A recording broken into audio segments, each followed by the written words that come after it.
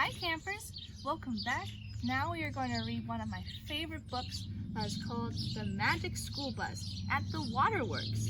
So relax, get comfy, and we shall begin.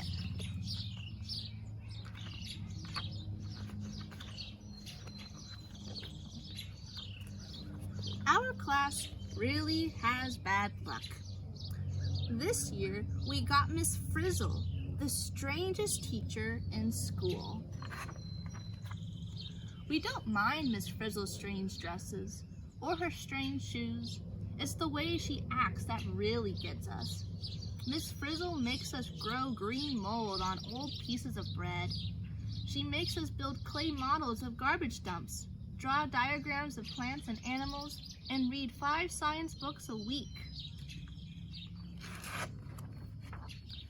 Other classes go on trips to the zoo or even the circus. Guess where we went on our class trip? To the Waterworks. And to get ready for the trip, Miss Frizzle made us spend a whole month in the library. We had to find out exactly how our city gets its water, down to the last drop. We also had to collect 10 interesting facts about water. In the parking lot, the old school bus was waiting. To our surprise, there was no bus driver. Instead, the Frizz herself was behind the wheel. At the end of the block, the bus went into a dark tunnel. When we came out, something amazing had happened. The bus looked a lot different. We looked different too. Everyone was wearing a scuba diving outfit, even Miss Frizzle. Miss Frizzle was the only one who didn't seem to notice the change. She just drove on. In the middle of a bridge, the bus started to rise into the air. It went right up into a cloud.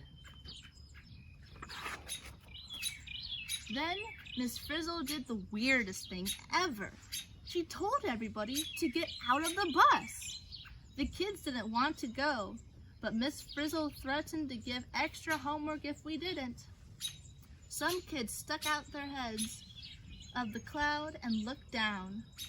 There were mountains down there, and the cloud was going higher every minute. It was getting colder too. All around us, drops of water began to form, and as the drops got bigger, we got smaller. Before long, each kid was the size of a raindrop. In fact, each kid was in a raindrop. The drops began to fall. Miss Frizzle's class was raining. We fell into a clear mountain stream and began flowing down the mountainside. In no time, we reached the reservoir that holds water for our city. We were going into the water purification system. This class trip was not so boring after all. So, a reservoir is a place where water is stored, and when you purify water, you clean it so you can drink it.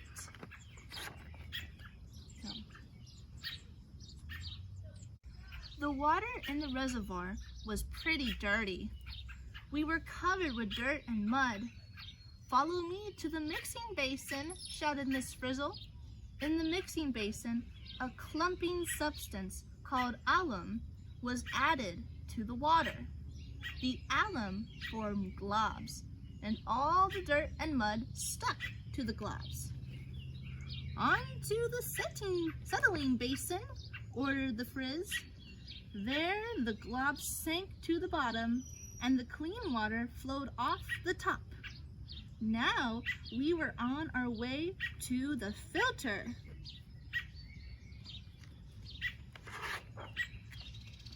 This was the sand and gravel filter that takes out any impurities still in the water. We were impurities we couldn't get through. Luckily, Miss Frizzle showed us a special way around the filter. When the water came out of the filter, it was sparkling clean.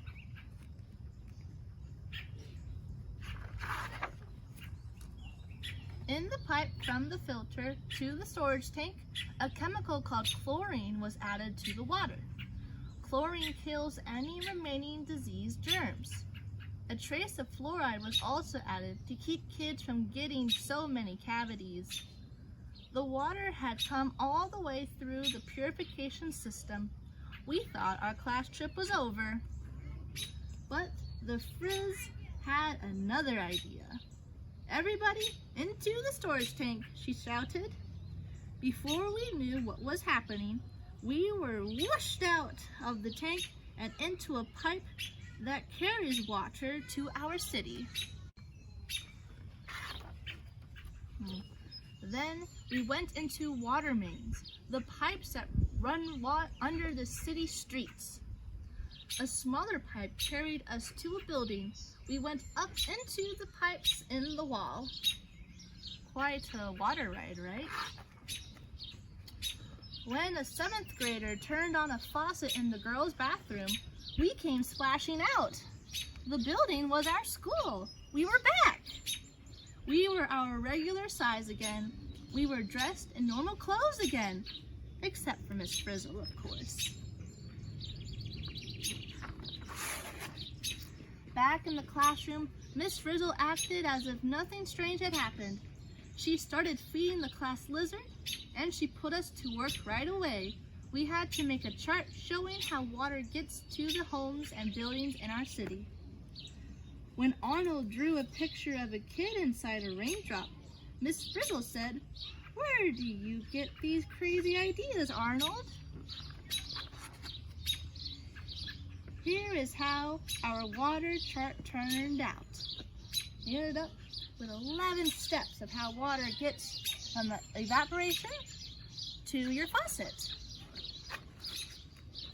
Later that day, we saw the old bus in the school parking lot. How did that get there? Did we only imagine going through the water supply system? Would we ever find out what really happened? Miss Frizzle says we will be studying volcanoes next. This makes us all feel a little nervous. After all, with a teacher like Miss Frizzle, anything can happen. Alrighty, well, thanks for joining this reading session. We hope you learned a lot about how water flows from evaporation to the clouds, to our water systems, to our faucets, so that we can drink it and use it for showering and other stuff. Alrighty, bye campers!